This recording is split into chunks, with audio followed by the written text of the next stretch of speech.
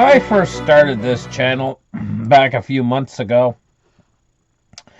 I started it. I saw something coming, something huge, and I wanted to get the information out there. And this is the fact that I saw the Permian oil basin going into decline, the Permian oil basin, and the cheap oil was just about over. The fracking was coming to a close, and I saw Saudi Arabia making production cuts, and I saw that the oil price was going to go up, and it was inevitable that the oil price was going to go up, and that would be the final marker for the demise of the U.S. dollar. And what happened is I started preaching this, started putting this information out there big time. But what happened was something that I didn't expect. The oil price actually started to go into decline again instead of going up, and the Permian started to come back. It rebounded, and the thing is this is because massive investment went back into the Permian to bring new rigs online in the Permian, and this was unexpected to me.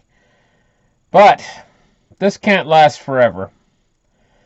Even though there's this little bit of a resurgence into the Permian, it can't last forever. Eventually, the Permian's going to start to go into decline. And what we have here is we have two things that are going to be huge drivers to the price of oil coming up very shortly. And the Permian is not going to be able to cover all this. This is going to raise the price of oil back up again when these things happen. Now, I'm going to tell you first about one of the drivers right now. One of the drivers is going to be India. I'm going to read you this article about India. India's economy is set for a $1.3 trillion bonanza from 60 million new homes. Prime Minister Narendra Modi has an ambitious plan to build homes for all Indians by 2022. It could spark an economic revolution worth $1.3 trillion, which is a little bit more than Mexico's GDP. Between 2018 and 2024, some 60 million new homes are set to be built, mostly under the government's affordable housing program, as Asia's third largest economy looks to upgrade its people's quality of life. This is expected to create over 2 million jobs annually and add up to 75 basis points to India's GDP, brokerage firms have said in the report last week. The housing sector is a tipping point and will be the economy's next big growth driver, the report said. The catalyst is the government's big push for an ambitious housing program. Since coming to power in 2014, Modi has focused on expanding affordable housing. In June 2015, he announced his mission to construct 20 million homes across the country. So ultimately, they're going to build 60 million new homes. Now here's the thing. Every time an Indian in India builds a new home, it's going to take barrels of oil. You say, well, why? The house is not built out of oil. No, that's true. But everything, the bricks that they make requires diesel fuel. The trucks that they use to haul the brick to the job site require fuel. All the way around, it costs oil, barrels of oil to make a new house. And then when you start multiplying that by 60 million new homes, you're looking at an increase in oil consumption. Now, the world has a set amount of oil that it uses every day. And an increase, a little bit of an increase in the oil supply makes for what they call a glut. In other words, there's too much oil. It starts to fill the tanks up, and then the price of oil substantially drops. But the reverse of that is when the oil starts to go down in the tanks and they're not producing enough to cover daily supply. That's what OPEC loves, is when that actually happens. They love that because they're the ones setting price, and the price of oil will shoot to the roof. Well, it can go up so fast. The price of oil, if they start to see it going down in these tanks and they're not got enough to match supply, in the world, and they're consuming more oil that's coming in. I can't begin to tell you how quick the price will go up. It'll go up a lot quicker than it come down. It can go up that fast. And here's the thing. This next time the oil price goes up, I've already explained to you what's going to happen to the dollar. It's all set up for it. The erosion of the petrodollar has been being eroded for a number of years now. And China just can't wait. So now let's move on to let's see what China's doing. China can't wait for the dollar's demise. They have got their sights on their own, what they call their manifest destiny, China. And so let's read an article about China. It says, world's biggest building project aims to make China great again. The Belt and Road Initiative, it's called, could see hundreds of billions spent from Mongolia to Malaysia, from Thailand to Turkmenistan, and India to Iran. When the Chinese President Xi Jinping, unveiled what some call the most ambitious development plan in history. So this is even a bigger plan than the Indians, and the Indians' plan is massive, 60 million new homes. And the Chinese got an even bigger plan, an ambitious development plan. It's decided almost immediately that a 45-year-old entrepreneur packed his bags and set off for one of the country's most staggeringly beautiful corners. And he went out here to the wilderness where there's nothing. And the Chinese are going to put everything in here. They're going to create new cities like the ghost cities, but even bigger and more bolder. This project is huge. Absolutely huge. Now, what kind of this kind of a project is a $900 billion development plan? And we have a look here, and the Indians have a $1.3 trillion development plan. Combined, this is over $2 trillion in infrastructure coming right up. Now, what kind of oil consumption is that all going to take?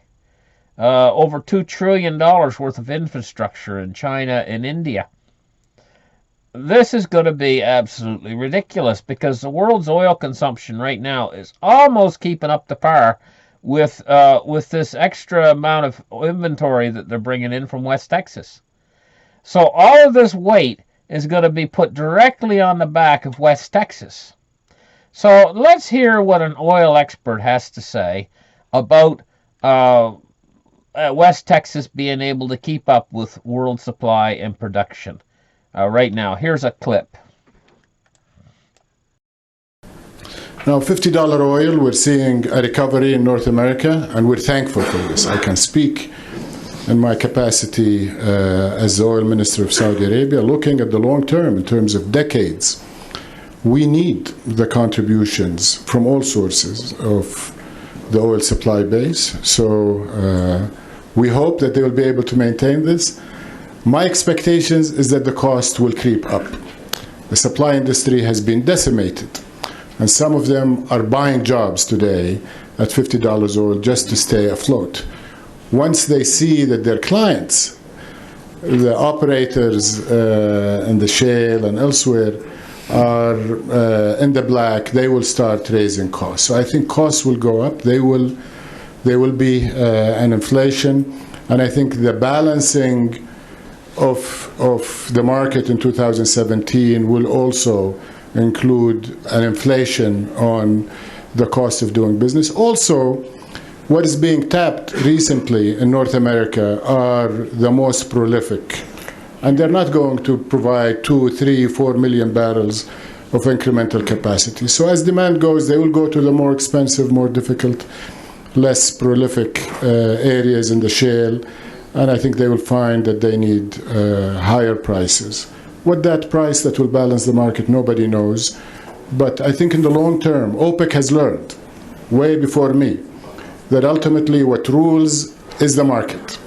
And OPEC is going to try to minimize fluctuations within the oil markets, but we cannot eliminate them. Certainly, we're not in the business of setting a price. $100 or $60 or $70 is no longer a realistic expectation. Some of the OPEC member countries may desire this, but we certainly cannot do it.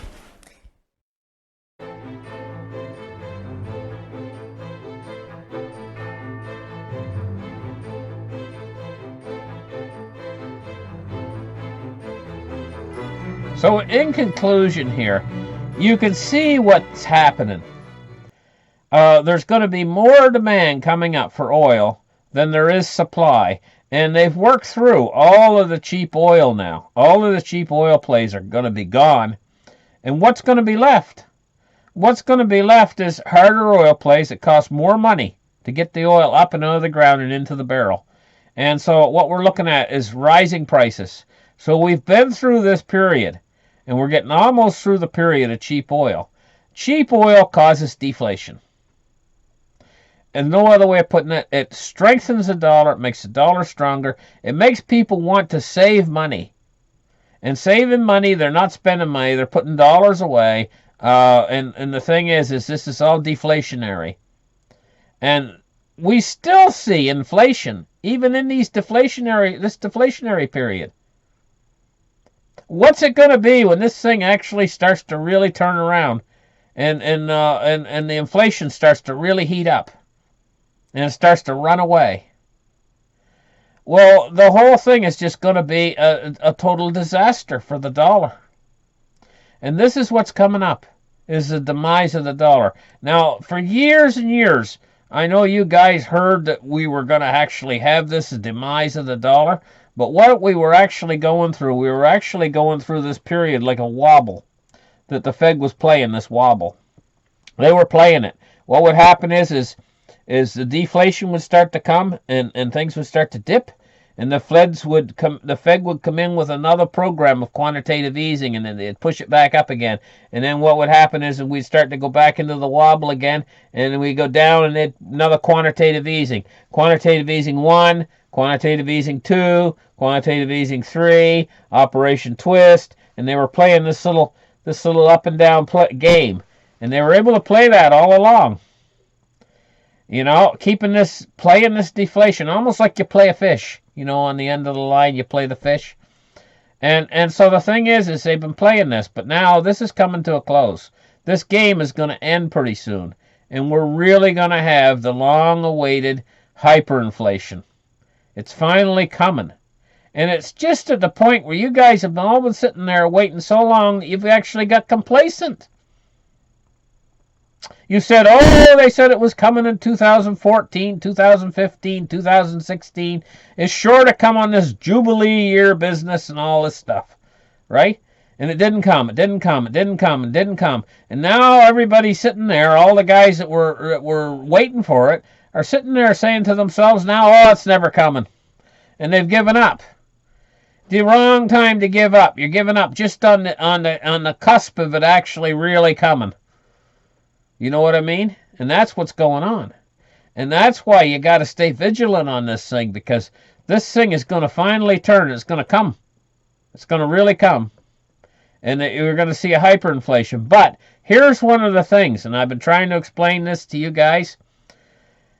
Deflation, which is a bad economy. It's like you see these economists out there, and they say, okay, economic indicators are down right now. The jobless rate's really worse than what everybody's saying, and they're pointing to all these bad economic indicators. And they say this is going to cause a hyperinflation. No, that doesn't cause a hyperinflation.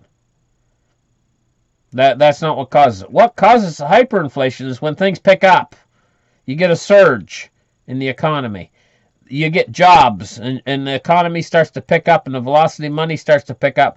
And all of this stored energy from this quantitative easing 1, 2, 3, 4 is all trapped in what's called a liquidity trap.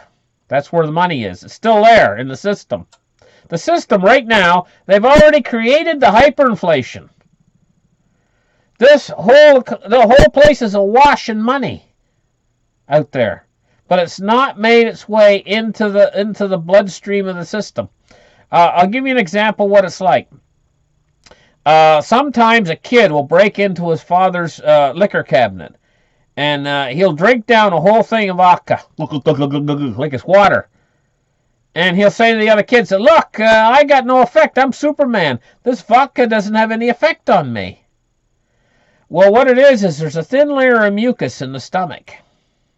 And the vodka can't make its way through that mucus. It takes it a while to make its way through the mucus. It makes its way through the mucus slowly. He had just drank down 20 ounces of vodka or whatever he drank, or 24 ounces of vodka or whatever he drank. He's only a kid.